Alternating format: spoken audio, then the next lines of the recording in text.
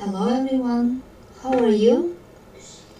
Let's continue our lesson. Today we have a summative assessment for the unit Healthy World. Каналға тіркелуді ұмытпаймыз.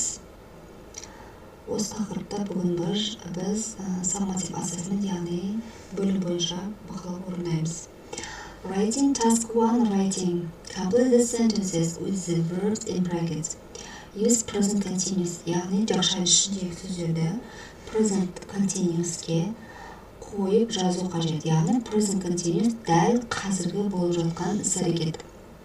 The first sentence, Anne is doing her homework at home. Анна өзі үй жұмысын орындап жатыр үйде. Дамир is sailing in the lake with his father. Дамир өзінің әкесімен бірге желкенді қайықпен жүзіп жүр көлде. My grandmother is baking some cakes. Менің апам торттар пісіріп жатыр. Марат and Dana are playing table tennis. Марат пен Дана үстел теннисін ойнап жатыр.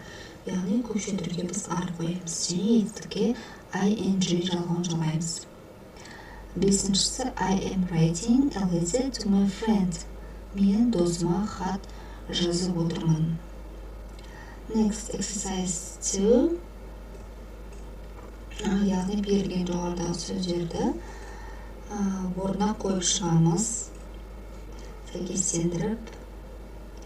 The first is we can see here it is a packet of peas. Next, бізде саңырауқұлақты біз ағылшын тілінде mushroom деп айтамыз. Next picture, a pot of yogurt.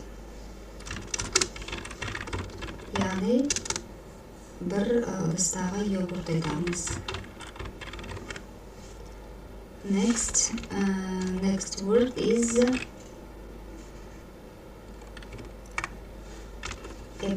bottle of cola. Яғни бір бөтелкедегі коланы айтамыз. Next бізде капустаның суретін біз ағылшын тілінде капустаны cabbage деп айтамыз. Бұл сөздерді біз осы 4-ші сыныппен модуль 6-да 7-де өткен болатынбыз. Осы сөздерді орнына қойып шықтық.